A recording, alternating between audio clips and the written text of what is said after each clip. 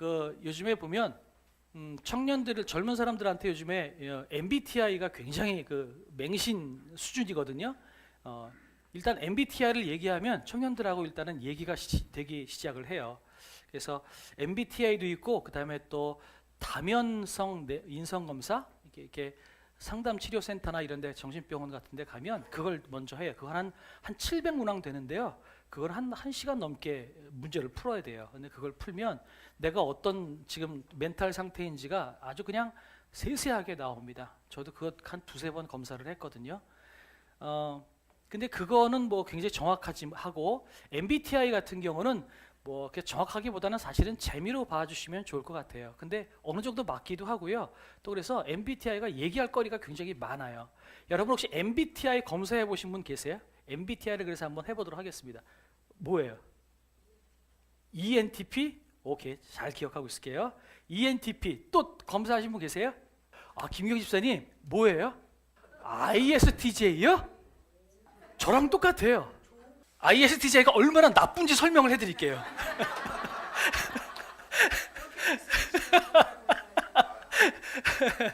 그 농담이고요. 이 성격은 좋고 나쁘고가 없어요. 그냥 다르다는 것만 인지하시면 되겠는데, 그럼 MBTI가 뭘까? 그렇게 설명을 했어요. E는 외향적이고 I는 내향적이에요. I 그러면 내향적이라는 거예요. 저는 내향적이에요. 그러니까 밖에 나가서 사람들하고 만나고 이렇게 잔치하고 만나면 저는 에너지가 고갈돼요. 그래서 그거보다는 집에 가만히 앉아 있는 게 좀 좋아요. 그래서 저는 I예요. 자, 이제 김경희 집사님이 그대로 스크린 되는 거죠. 그 다음에 두 번째는 S 아니면 N이 나와요. S는 감각적이고 N은 직관적인데, S가 감각이라는 게 뭐냐면요, 눈에 딱 보이는 사실적으로 눈에 보이는 대로 믿는 거예요. 그 다음에 N은 뭐냐면 추상적인 거죠. 꿈을 꾸고 미래를 꿈꾸고 막 환상을 보는 이런 거, 이게 이제 N이에요. 그러니까 S, 김경희 집사님과 저는 S거든요. 눈에 보이지 않으면 안 믿어요. 보이는 대로만 믿어요. 그러니까 그런 사람인 거예요. 그러니까 저 같은 사람이 믿음 갖기가 진짜 어려운 거죠. 그 다음에 세 번째가 T 아니면 F예요. T는 thinking, F는 feeling이에요. T는 뭐냐면 생각. 그러니까 내가 판단하고 생각하는 걸 잘하는 거예요. 근데 F는 뭐예요? feeling, 그냥 감정. 그러니까 누가 아파 그러면은 저 같은 사람은 왜 아픈데, 뭐 때문에 아팠어, 어떻게 하면 안 아플까, 이걸 고민하죠. 근데 이제 F 같은 사람들은 힘들겠다, 아프겠다, 얼마나 아프니, 이래서 막 어루만져주고 이런 사람인 거죠. 그러니까 저는 T예요. 그러니까 IST. J는 뭐예요? J는 판단하는 사람이에요. 판단을 잘해요. 옳고 그름을 판단을 잘해요. P는 인식이에요. 판단이라기보단 그냥 즉흥적으로 뭔가를 하는 거죠. 저 같은 사람은 여행 가려고 그러면은 출발할 때서부터 도착할 때까지 계획을 쫙 세웁니다. 그래서 그대로 움직이는 사람이에요. 근데 이 P 이런 사람들은 계획을 안 세우는 거죠. 되는 대로 가는 사람들이에요.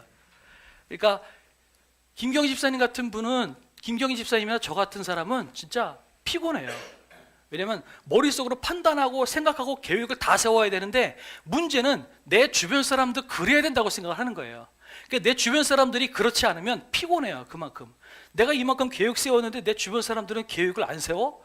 왜 이만큼 못하지? 이런 것 때문에 마음에서 판단도 많이 들고 마음이 힘든 거예요. 자, 제가 ISTJ거든요. 제가 목회자가 될 자격이 되겠습니까?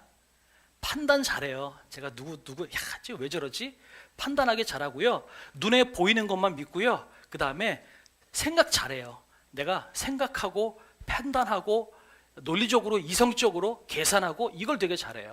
그러니까 저 같은 사람은 좋은 직업이 뭐니까 회계사, 세무사, 이런 사람이 저한테 맞는 직업이래요. 그러니까 목회자하고는 전혀 안 맞는 거죠. 그거 놓고 보면 하나님이 저를 왜 이렇게 그렇게 고생을 많이 시키셨나 생각해 보면 이거 바꾸시려고 그러신 것 같아요. 이거 바꾸시려고. 그 시간이 아니었으면 저는 아마 믿음 안 가졌을 것 같다는 생각이 듭니다. 자, 이건 그냥 지나가는 말로 그냥 보세요. 그래서 ISTJ가 저는 청렴결백이고 논리주의자입니다. 저는 그나마 좋은 게 있어요. 저는 청렴결백하답니다. 그러니까 저는 믿으셔도 됩니다. ENTP라고 그랬나? ENTP 어디 있지? ENTP 논쟁을 즐기는 변론가예요. 그죠? 그러니까 우리 반주자하고 가까이 있으면 이제 논쟁하기 쉬운 거죠. 그러니까 말로 이길 생각하지 마세요. 이건 농담 삼아 보는 겁니다. 한 가지만 더 볼까요? MBTI별 평균 연령, 정신 연령 수준이에요. 저는 정신 연령이 어디냐면 62살이에요. 그러니까 저는 높은 쪽에 속해요. 나름대로 좀 성숙하다는 거죠. ENTP 어디 있지? ENTP 25살. 뭐 비슷하네요. 그죠? 조금 어리죠? 약간 나이 값을 못한다. 뭐 이런 느낌이죠. 이건 농담입니다. 자, 제가 이 말씀을 왜 드리냐면 이런 식으로 사람의 뭔가 성격, 성향 이런 것들을 판단하는 그런 것들이 굉장히 많아요. MMPI, MBTI, 그 다음에 애니어그램 정말 많은 있습니다. 이런 걸 통해서 자기의 성격을 좀 분석하고 알면 서로가 서로를 이해하는데 참 좋아요. 그러니까 여러분들이 제가 이런 사람이라는 걸 말씀드렸으니까 때로는 제가 어디 숨어 있으면 저 사람은 지쳐가지고 에너지 충전하는구나 그렇게 생각하시면 되는 거죠. 그렇게 이해하시면 좋을 것 같아요. 여러분이 싫어서 그런 게 아닙니다. 그러니까 여러분 이해해 주시면 좋겠어요. 그런데 우리 크리스찬 안에도 우리 신앙 안에서도 우리가 내가 신앙생활을 잘 하고 있나 잘 못하고 있나 라고 하는 것들을 평가해 볼 수 있는 평가지가 저는 있다고 생각이 들어요. 그게 어디냐면 저는 야고보서라는 생각이 들어요. 야고보서를 이번에 설교 준비를 하면서 읽다가 이 MBTI가 사람의 성격과 성향을 분석하는 것처럼 야고보서가 그리스도인으로서 내가 잘 살고 있는지 못 살고 있는지 그리스도인으로서의 성향을 분석하는 분석지구나, 평가지구나라는 생각이 들었어요. 그래서 이번에 설교 제목을 크리스찬 유형검사 시리즈로 제가 나가보려고 합니다. 크리스찬 유형검사, 오늘은 그 첫 번째 날로서 시험입니다. 시험이라는 것을 당했을 때 내가 어떻게 반응하는지를 봤을 때 내가 크리스찬으로서 어떻게 사는지 내 크리스찬으로서의 정도를 파악할 수가 있다는 거죠. 그래서 MBTI를 검사하듯이 크리스찬 유형을 오늘 우리가 한번 검사해 보도록 하겠습니다. 그 유형 검사할 때 MBTI 검사할 때 보면 질문지가 있어요. 너는 친구가 아프면 어떻게 반응하니? 누구는 그 친구의 문제를 해결하려고 한다. 누구는 그 친구의 상처를 싸매준다. 뭐 이런 식으로 이렇게 선택의 기로에 서 있는 거죠. 이것들을 가지고 막 선택을 가다 보면 당신은 ISTJ입니다. 이렇게 답이 나오는 것처럼 이제 4주 동안 우리가 이런 각각의 케이스가 떴을 때 나는 어떻게 반응하는가라고 나 자신을 평가해 보면 내가 크리스천으로서 그리스도인으로서 잘 사는지 못 사는지가 판가름이 난다라는 거예요. 그러면 잘 산다면 감사해야 되고요. 못 산다면 우리가 저쪽으로 가야 되겠구나. 우리가 조금 더 자기 자신을 채찍질해서 하나님께서 기뻐하시는 모습대로 살아갈 수 있는 그런 여러분이 되면 참 좋겠다라는 생각이 듭니다. 자, 그런 마음으로 오늘 야고보서를 들어가 보려고 하는데요. 야고보서는요, 개론을 먼저 해야 되겠죠. 야고보서는 예수님의 동생, 예수의 형제 야고보라고 하는 성경 안에 야고보가 한 4-5명이 나오거든요. 그런데 그 중에서 예수님의 동생인 야고보에 의해서 쓰여진 책이 야고보서입니다. 그리고 우리 성경이 읽어지는 요즘 수요일마다 강의할 때 그런 거 있었죠. 사도 바울이 복음을 전하고 왔더니 막 많은 사람들이 어떻게 예수 믿는 것만 가지고 구원받냐, 할 일을 받아야지, 막 그래가지고 사도 바울이 그 문제를 해결하지 못하니까 어디로 갔죠? 예루살렘 교회 가가지고 이게 정말 예수 그리스도를 믿는 것만으로 구원받는 겁니까? 아니면 할 일을 받아야만 됩니까? 이것을 예루살렘 교회의 회의에서 판가름을 받게 합니다. 그럴 때 베드로가 나는 고넬료라는 사람한테 이방인임에도 불구하고 그가 할 일을 받지 않았음에도 불구하고 믿고 성령의 임재를 경험하는 것을 봤고 예수 그리스도인이 되는 것을 내가 봤다라고 베드로가 변론을 하는 것을 보면서 마지막으로 최후 결정을 내리는 사람이 있습니다. 그 예루살렘 교회에서 최종적으로 결정 내린 사람이 누구게요? 야고보죠. 그 야고보가 바로 오늘 이 야고보입니다. 그러니까 이 예수의 형제 야고보는 예루살렘 교회의 수장이기도 하고요, 대표격이 되는 사람인 거죠. 그 사람이 지금 오늘 쓴 책이 야고보서라는 겁니다. 그러면 이 야고보서를 쓰였을 때 그 당시의 정황이 어땠을까? 이것도 역시 어성경이 읽어진 예를 들으신 분이라면 아마 어느 정도 이해가 되실 것 같아요. 사도 바울이 3차 전도 여행 갈 때는 교회를 세우는 것뿐만 아니라 3차 전도 여행의 주된 목적이 뭐였다고 여러분 들으셨나요? 연보, 헌금 맞습니다. 헌금을 걷는 거였어요. 왜 그러냐면 예루살렘 교회가 가난해져 있기 때문에 예루살렘 교회를 돕기 위해서 이방에 있는 데살로니가 교회나 빌립보 교회나 고린도 교회나 이 이방에 있는 교회에서 연보를 걷어서, 다시 말해서 헌금을 받아다가 예루살렘 교회 사람들을 돕기 위해서 사도 바울이 3차 전도여행을 했다라고 말씀을 드렸어요. 그러니까 예루살렘 교회가 가난해져 있다는 거죠. 왜 가난할까요? 우선은 이 예루살렘에 AD 30년, 50년 이 한 두 차례 정도 대기근이 있었어요. 큰 기근이 생겨가지고 굶어 죽는 일들이 굉장히 많이 있었습니다. 그 다음에 또 한 가지는 뭐냐면 예루살렘은 주된 종교가 뭐예요? 유대교죠. 예수 그리스도를 믿는 크리스찬이 이게 주된 종교가 아니었어요. 유대교였다는 거죠. 모세의 율법을 지키고 할례를 지키는 것, 그 다음에 다시 오실 메시아를 기다리는 이 유대교를 믿는 사람들이었는데, 그 중에 예루살렘 교회는 유대 교인이었다가 예수님을 믿고 그리스도인이 된 사람들인 거예요. 그러니까 유대교 입장에서는 예루살렘의 대다수의 종교인들은 유대교인인데, 유대교인이었던 자기 가족이 예수님을 믿고 그리스도인이 되어버렸단 말이죠. 그러니까 어떻게 했을까요? 유대교인들 사람 입장에서는 우리랑 다른 종교를 가졌네? 그들의 입장에서 예수 그리스도는 메시아가 아니었기 때문에 그 예수 그리스도를 믿는 것에 대해서 유대교인들은 이해가 되지 않는 거죠. 그래서 뭘 했냐면, 너 예수님을 믿었어? 족보에서 호적에서 파버리는 거죠. 그래서 가족들 가운데서도 쫓아내고 그 공동체 가운데에서 그리스도인들을 쫓아내는 거예요. 그러니까 그 당시 예루살렘 교회는 대기근도 있었죠. 거기다가 그나마 주류를 이루고 있는 유대인 공동체 가운데서 쫓겨난 사람들이 이 그리스도인들인 거예요. 그러니까 이 사람들은 얼마나 가난했겠어요. 그러니까 힘들고 가난하고 어려운 상황 가운데 있었던 것이 그리스도인들이었어요. 더군다나 AD 44년쯤 돼서부터 이 헤롯이 그리스도인들을 핍박했습니다. 야고보를 죽이고요, 예수의 형제 말고요, 또 다른 야고보를 먼저 죽이기도 했고요. 그리고 난 다음에 유대인들이 야고보를 죽이는 모습을 보고선 막 신나하니까 헤롯이 뭐해요? 베드로도 옥에다 가두기도 하고요. 이런 식으로 그리스도인들이 굉장히 많이 핍박을 당하기도 했다라는 거예요. 자, 가난했죠, 공동체에서 쫓겨났죠, 핍박당하고 있어요. 그러니까 이 어려운 상황 가운데에서 많은 그리스도인들이 이 힘들고 어려운 상황 가운데에서 다시 유대교로 돌아가기도 하는 거죠. 이런 상황 가운데서 야고보가 쓴 책이 야고보서라는 겁니다. 그러면 이 내용의 주된 내용이 무슨 내용이 담겨 있을 것 같으세요? 이런 정황 가운데 야고보서가 썼다면 무슨 내용을 썼을까요? 힘내라, 그죠? 그리고 믿음을 지켜라, 포기하지 말아라, 그죠? 이런 이야기를 썼을 거라는 거죠. 또 한 가지는 이런 겁니다.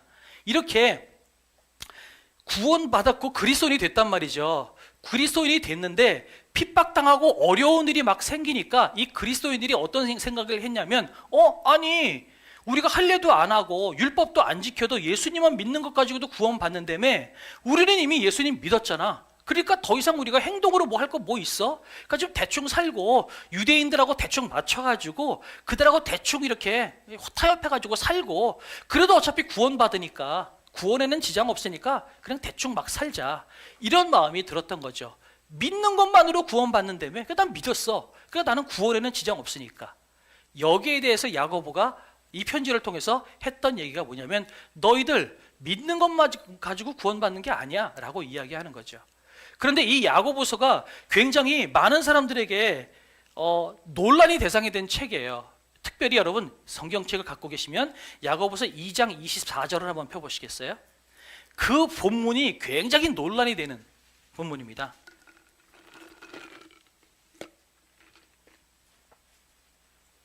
야고보서 2장 24절 피셨나요? 한 목소리 한번 읽어볼까요? 시작.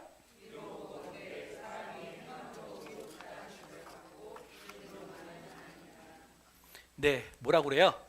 믿음만 가지고 안 된다고 그러죠? 행해야 된다고 그러잖아요.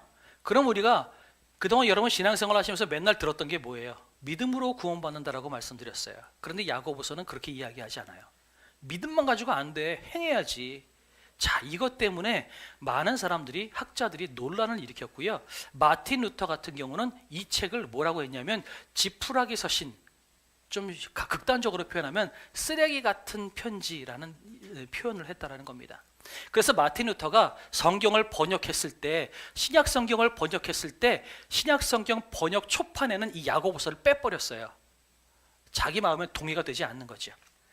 그 야고보서 2장 24절은 다음 주에 나누도록 하겠습니다. 자, 이런 정황 가운데 쓴 책이 야고보서입니다. 그 가운데에서 1장 1절에 이렇게 이야기하죠. 하나님과 주 예수 그리스도의 종 야고보는 흩어져 있는 12지파에게 문안하노라 라고 편지합니다. 흩어져 있는 12지파라면 무슨 얘기하겠어요?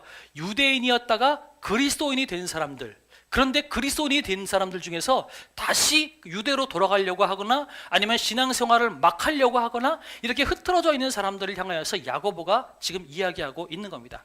그러니까 오늘 이 편지의 주 대상은 유대인이지만 그리스도인으로 개종한 사람들이 주 대상일 수도 있다라고 우리가 볼 수 있는 거죠. 이 안에서 오늘 야고보서는 지금 여러 가지 편지를 하는데 행함이 강조가 되지요. 이 이야기를 조금 더 표현해 보도록 하겠습니다. 자, 오늘은 시험이 그 첫 번째, 그리스도인으로서 유형 검사를 할 수 있는 첫 번째 리트머스가 시험이라고 제가 말씀을 드렸어요. 시험이 성경 안에서는 한 3가지 정도가 표현이 됩니다. 시험, 첫 번째는 뭐냐면 테스트가 있어요. 우리가 생각하는 시험 본다라고 하는 시험, 테스트. 이 테스트는 뭐죠? 어떨 때 테스트를 보나요?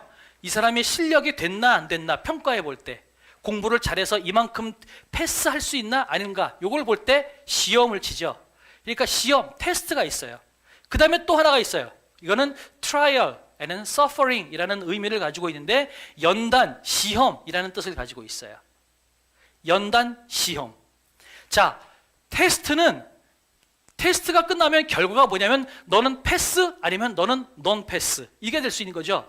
너는 패스했어 아니면 너는 더 공부해. 이게 테스트를 통해서 내는 결과예요.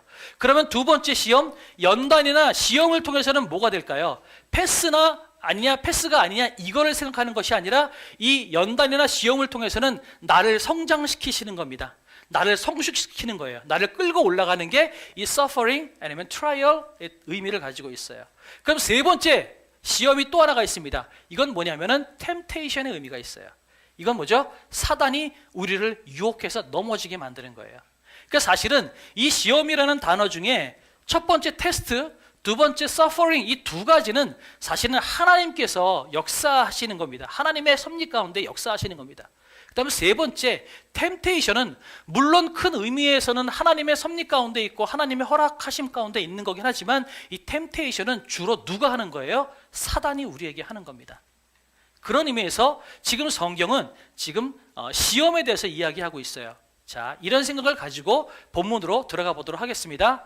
자, 첫 번째, 하나님의 사람, 우리가 정말로 그리스도인으로서의 리트머스, 잘 살고 있는지 못 살고 있는지 리트머스 첫 번째는 뭐냐면, 시련이 시험으로 바뀌는 사람이냐 아니냐는 거예요.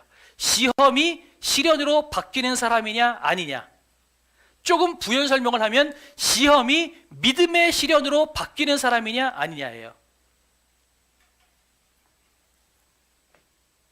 시험이 믿음의 시련으로 바뀌는 사람이냐 아니냐. 자, 오늘 본문을 보면 2절에 보면 이렇게 표현하고 있습니다. 같이 한번 읽어볼까요? 시작.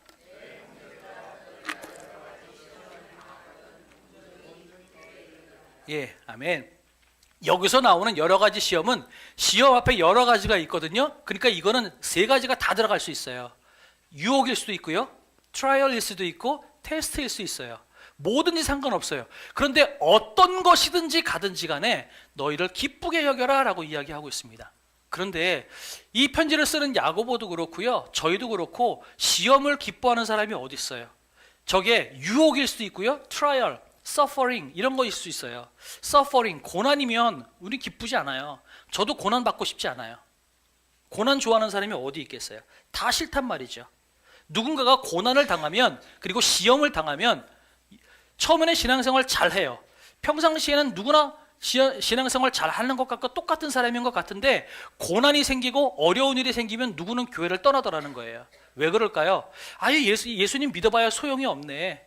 하나님 믿는 거 별반 큰 일이 없네. 하나님이 나를 사랑하시지 않으시네. 나를 보호하지 않으시네. 내가 기독교가 된다는 거 별 소용이 없는 거네. 세상 살아가는데 유익이 없는 거네. 그리고선 교회를 떠나는 사람이 있고 하나님을 저버리는 사람이 있더라는 거예요. 그죠? 그리고 유혹 가운데 그 유혹을 받아 죄악 가운데 빠지고 헤어나지 못하는 사람들도 생기기도 합니다. 때문에 이 시험 자체는 우리에게 유익이 될 수 없고요, 기쁘게 될 수도 없어요. 그런데 왜 성경은 기쁘라고 이야기할까요? 그 이유가 다음에 나옵니다. 다시 뭐냐면 3절 한번 같이 읽어볼까요? 시작. 이는 너희 믿음의 시련이 인내를 만들어내는 줄 너희가 알미라. 시험이 믿음의 시련이 된다라고 이야기하고 있습니다. 왜 믿음의 시련이라고 두 번째 이야기할까요?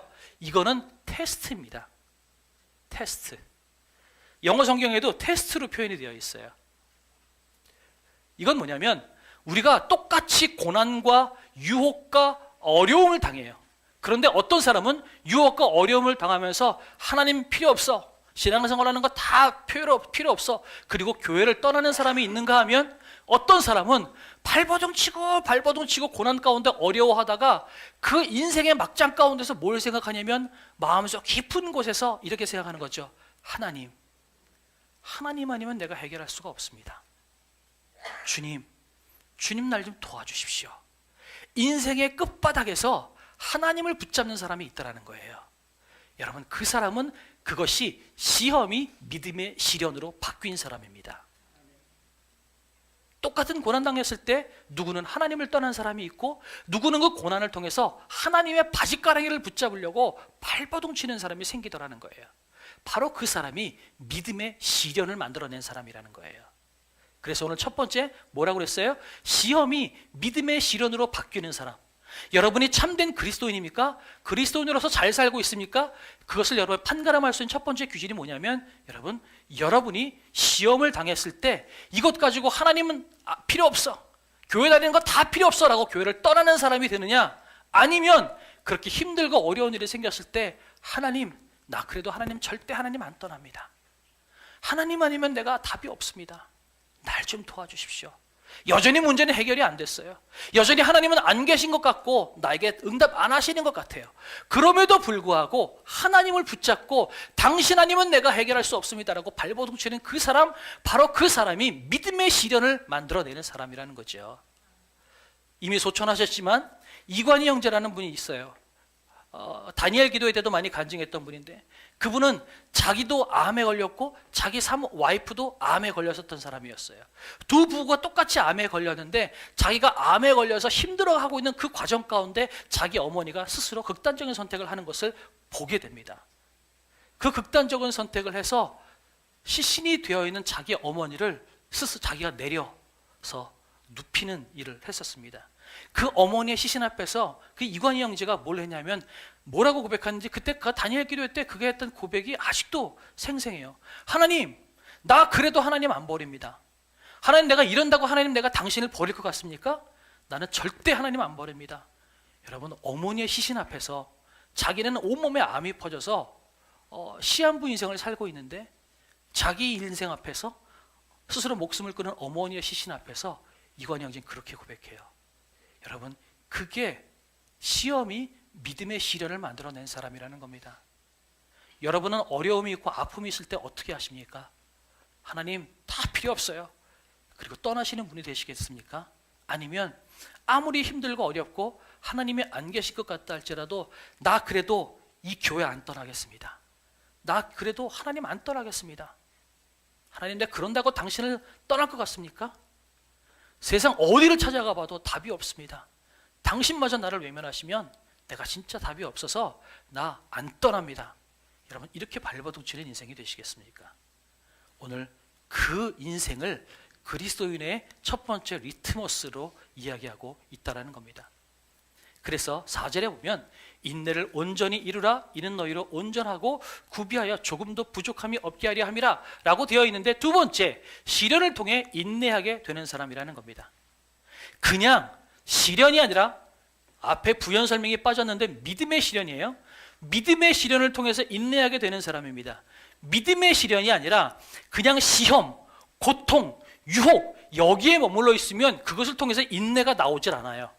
그러나 이것을 고통과 유혹과 시험을 하나님께서 나에게 주시는 믿음의 테스트라고 내가 여기게 되면, 그래서 하나님을 붙잡게 되면 그 다음엔 뭐가 되냐면 인내하게 됩니다. 아무리 힘들고 어려워도 나는 버틸 수 있게 되는 거예요. 하루만 더 살자, 한 달만 더 살자, 그렇게 버틸 수 있고 인내할 수 있는 힘이 나에게 생기게 되더라는 겁니다. 여러분, 그래서 시련을 통해서 인내하게 되는 사람이 된다는 거죠. 그래서 3절에 이렇게 돼 있죠. 너희 믿음의 시련이 인내를 만들어내는 줄 너희가 알미라. 믿음의 시련이기 때문에 인내를 만들어내는 거예요. 그냥 시험 가지고는 우리에게 인내가 만들어지지 않습니다. 자포자기하고 낙담하게 되는 거죠. 그러나 믿음의 시련으로 우리가 여겨지기 시작하면 그것을 통해서 인내를 만들어내게 됩니다. 세 번째, 인내를 통해서 온전해져 가는 사람입니다. 그 인내가 나를 온전하게 만들어 나간다는 거예요. 누구의 손에 의해서? 하나님의 손에 의해서 만들어진다는 겁니다. 한번 읽어볼까요? 4절 시작.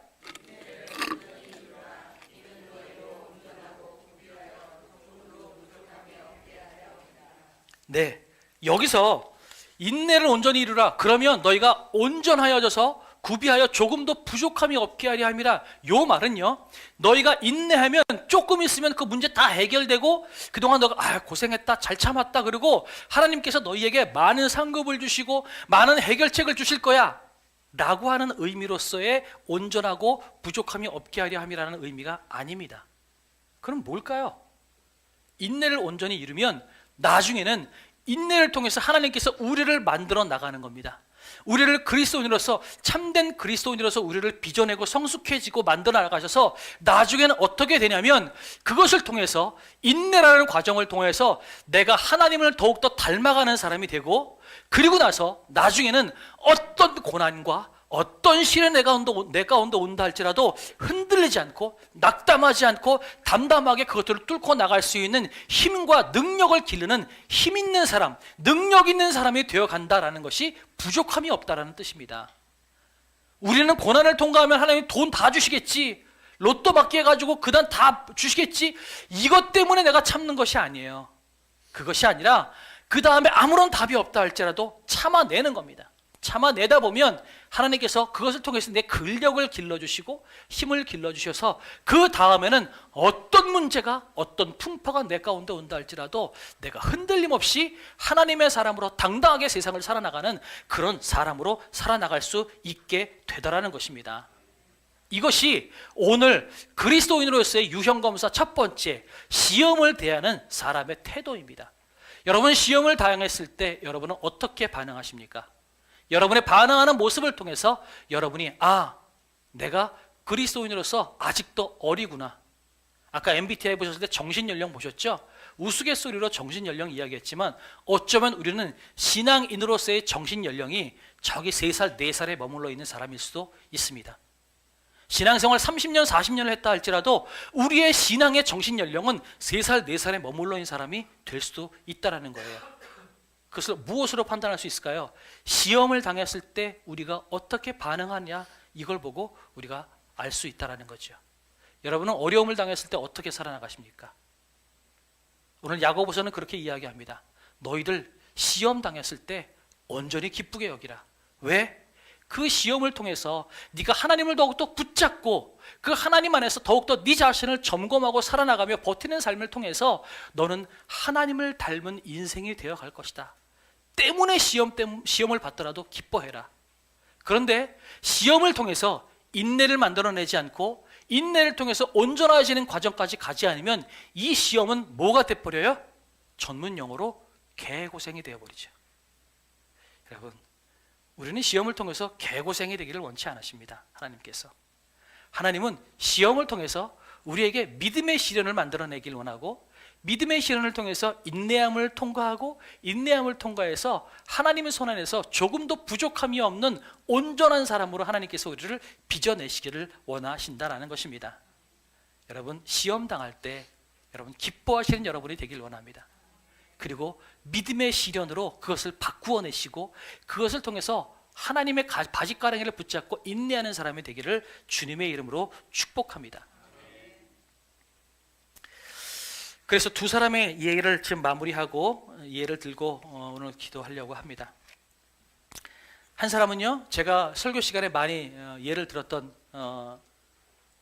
분인데요, 스탠리 하우어스라고 하는 목회자들에게 굉장히 많은 도전이 되는 영성가 목사님이십니다. 그분이 자기의 회고록을 쓴 책이 한나의 아이라고 하는 500페이지가 넘는 이만한 두께가 가지고 있는 한나의 아이라는 책이에요. 그게 한나의 아이가 사무엘이잖아요. 자기 어머니가 당신을 낳고 나서 한나처럼 그렇게 하나님께 기도하고 당신을 낳았고 하나님께 드렸다라는 마음으로 자기 자신의 정체성을 한나의 아이 사무엘이라는 정체성을 가지고 있어서 그분은 나는 목회자가 돼야 되나 보다 생각하고 그분은 목회자가 정말로 됩니다. 그것만 생각하고 목회자의 길을 걸어옵니다. 그런데 문제는 이분이 목회자의 길을 걸어왔지만 이분의 삶이 그렇게 녹록한 인생이 아니었어요. 굉장히 힘들고 어려운 인생이었습니다. 그 중에 하나가 뭐냐면 자기의 아내 사모가 조울증에 걸려요. 조울증에 걸려서 나중에는 어떻게 되냐면 이 스탠리 하우어스라는 자기 남편이잖아요. 남편은 자기 목사님에게 목사님 나는 당신이 싫고요. 저 목사님이 더 좋아요. 그래서 그 스탠리 하우어스에게 이혼을 요구합니다. 그래서 이혼을 요구해서 실제로 이혼을 해줘요. 그리고 그 부인이었던 그 스탠리 하우어스 목사님의 부인이 다른 목사님하고 결혼을 합니다. 다른 목사님하고 결혼하다가 그 사모님도 역시 그곳에서 스스로 극단적인 선택을 합니다. 자기 아들도 아프고요, 자기 부인도 아팠었어요. 그런데 강의도 하고 아이들도 가르치고 목회도 하고 그 바쁜 와중에 집에 가면 조울증에 걸린 자기 사모를 돌보고 섬기느라 쉬는 시간이 없는 거예요. 그럼에도 불구하고 십수년 동안 자기 사모를 극진히 그렇게 보살피고 그렇게 섬기는 인생을 삽니다. 주변에는 많은 사람들이 당신 어떻게 그렇게 삽니까? 어떻게 그렇게 그런 인생을 살 수 있습니까? 나는 그렇게 못 삽니다. 참 대단하십니다. 이렇게 많은 사람들이 칭찬을 했어요. 그 한나의 아이라는 책에서 그분이 쓴 글을 제가 몇 가지 말씀을 드릴게요. 내가 볼 때 그리스도인으로서 사는 것은 답 없이 사는 법을 배우는 과정이다. 이렇게 사는 법을 배울 때 그리스도인으로서 사는 것은 너무나 멋진 일이 된다. 이렇게 스탠리 하우어스 목사님이 이렇게 이야기합니다. 왜 나의 사모가 조울증에 걸렸고 왜 나는 쉬는 시간이 없고 밖에 나가서 그렇게 고생하고 와가지고 집에서 단 5분도 앉아있지 못하고 집에서는 사모를 보살펴야 되는 이렇게 잠 한 번 제대로 자지 못하는 이 힘겨운 인생을 나는 왜 살아야 되는지 답을 못 찾겠다라는 거예요. 그런데 답을 못 찾지만 그럼에도 불구하고 이 인생이 하나님께서 나에게 주신 인생이라면 내가 답을 알지 못해도 이 인생을 그냥 한 걸음 한 걸음 걸어나가는 것이 최선이다라고 믿고 걸어나가는 것, 이게 멋있는 인생이다라고 스탠리 하우어스 목사님이 이야기하고 있는 거예요. 그분이 이런 얘기를 해요. 나는 교회에서 자주 운다. 눈물은 늘 불쑥 찾아온다.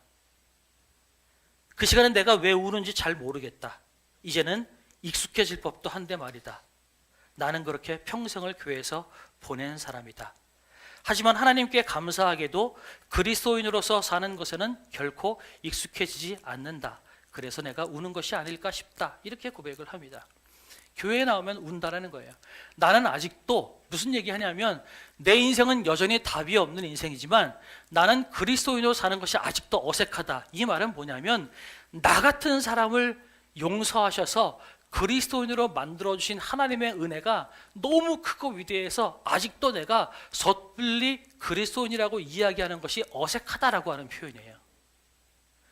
그렇게 하나님의 은혜가 위대하고 내가 그리스도인으로 살아간다는 것이 어색하고 그렇게 적응이 안 될 정도로 그 하나님의 은혜가 대단하게 여겨지니까 그는 단 5분도 제대로 쉬지 못하고 그렇게 밤낮으로 고생하는 인생을 살고 모든 사람들이 그렇게 어떻게 힘들게 그렇게 삽니까? 라고 이야기하는 과정 가운데에도 나는 이렇게 삽니다. 나는 답을 알지 못하지만 그러나 한 가지 나는 내가 그리스도인이 되었다는 것만큼은 내가 감당할 수 없는 은혜이기 때문에 나는 살아갑니다. 이렇게 살아나갔다라는 겁니다. 또 한 사람을 소개시켜 드리겠습니다. 콜롬비아 성경대학원의 학장이었던 로버트슨 맥코퀸이라는 그 목사님이 계세요. 이분은 콜롬비아 성경대학원의 학장으로서 20년 동안을 학장으로 섬겼다고 합니다. 그런데 학장으로 섬기다가 마지막에 은퇴를 하는데 정정했음에도 불구하고 은퇴를 했어요. 은퇴하면서 이분도 역시 자기의 인생을 닮은 회고록을 썼는데 그 회고록의 책 이름이 뭐냐면 Promise Kept라고 하는 책입니다. 뭐냐면 지켜진 하나의 약속이라는 의미예요. 이게 무슨 의미냐면 내가 다른 거는 다 못했지만 하나의 약속만은 지켰다라고 하는 의미예요. 이분도 사모님이 편찮으셨어요.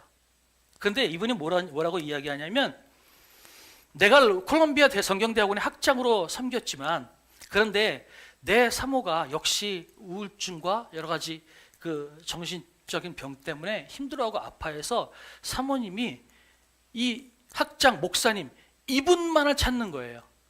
그러니까 내가 사랑하는 사모가 나만을 찾는다. 그런데 나는 결혼할 때 뭐라고 약속하고 결혼했습니까? 힘들고 어렵고 팥뿌리가 될 때까지 항상 함께 있겠습니다. 우린 결혼식 때 이렇게 서약하잖아요. 내가 그 서약을 지키기 위해서 학장을 포기하고 내 와이프 곁에 있겠습니다 라고 해서 그 우울증에 걸린 사모를 13년 동안 병간호를 합니다. 그리고 나중에는 그 사모님이 먼저 천국으로 가셨는데 그리고 난 다음에 쓴 책에서 이렇게 이야기하는 거예요. 나는 다른 것은 하지 못했을지 모르지만 한 가지 약속은 지켰습니다. 내 사모에게 어떤 상황 가운데 있다 할지라도 떠나지 않겠다라고 했던 그 약속 하나만큼은 지켰습니다. 라고 하는 책이 그분이 쓴 회고록의 Promise Kept라고 하는 책입니다. 자, 이 두 분에 대한 목사님을 나누었어요. 제가 왜 이 두 분을 이야기했냐면 두 분의 인생을 보면 우리의 논리로는 답이 없어요.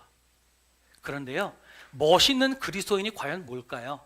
진짜 멋있는 그리스도인은요, 여러분 힘들고 어려운 것들을 다 뚫고 나가서 나중에는 재물도 받고 복도 다 받고 그래서 막 피부도 팽팽해지고 웃음이 끊이지 않고 이런 인생이 멋있는 인생이라기보다 정말 성경에서 말하는 인생은 뭔지 아세요? 내 얼굴에 근심과 주림이 가득하고 어려움과 고난을 통과해서 괴로움이 가득하고 수심이 가득하지만 그럼에도 불구하고 하나님이 나와 함께 하시고 계시다는 믿음 때문에 웃는 인생. 여전히 내 삶 가운데는 답이 없고 문제는 해결이 안 됐음에도 불구하고 그래서 답이 없는 인생을 걸어가지만 그럼에도 불구하고 오늘 하루를 기뻐하며 감사하며 걸어가는 인생, 그 인생이 멋있는 인생이고 멋있는 그리스도인이라는 겁니다. 한 여성을 예로 듣겠습니다. 70, 80이 되셨는데 성형수술을 하고 주사를 맞고 그래가지고 피부가 팽팽해요. 화장도 하셔가지고 얼굴도 예뻐요. 정말 아름다우신 얼굴입니다. 그리고 한편으로는 한 분은 정말 할머니 같아요. 오히려 60이 되신 여인인데도 불구하고 70, 80의 할머니처럼 보입니다. 피부에 주름살이 깊이 패였습니다. 폐지를 줍고 다니십니다. 그런데 그럼에도 불구하고 그분의 얼굴에 웃음꽃이 펴요. 그래서 그분은 폐지를 주어서 모은 돈을 가지고 자기가 섬겼던 학교 장학금으로 기부를 하는 할머니가 계십니다. 여러분, 성경은 누구를 더 멋있는 여인이라고 얘기할까요? 이 여인은 외모로 보기에 아름다운 여인일지 모르지만 성경은 이 여인을 아름다운 여인이라고 이야기하지 않습니다. 주름살이 깊이 패인 이 여인, 자기 나이보다도 훨씬 더 나이 들어 보이고 더 힘들고 어려운 인생을 사는 것 같지만 그럼에도 불구하고 입가에 하나님의 은혜가 끊이지 않아서 웃으면서 오히려 없는 과정 가운데에서도 더 나눠주고 섬길 수 있는 이 사람을 성경은 더 멋있는 사람이라고 이야기하고 있습니다. 성경은요, 시험을 통과해서 통과한 사람을 멋있다고 이야기하는 것이 아니라 시험 가운데 있는 사람도 하나님은 멋있다라고 이야기합니다. 오히려 그런 사람을 더 멋있다라고 이야기합니다. 우리가 시험을 통과할 때 여러분 어떻게 반응하시겠습니까? 시험이, 트라이얼이, 서퍼링이 믿음의 테스트가 될 수 있도록 여러분 바꾸실 수 있는 힘이 여러분 가운데 있으십니까? 하나님께서 주시는 믿음의 힘 가지고 여러분 그렇게 살아나가고 계셨습니까? 아니면 좌절하고 낙담해서 원망만 하고 계시는 인생이었습니까? 주님께서는 우리에게 말씀하십니다. 너 믿음의 그 유형검사, 나는 네가 시험을 통과했을 때 온전히 기쁘게 여기는 사람이 되기를 원한다. 저와 여러분 모두가 그런 인생이 되기를 원합니다. 그런 마음으로 참 고백할까요? 찬양할 때 우리 이 찬양을 좀 해보고 싶습니다.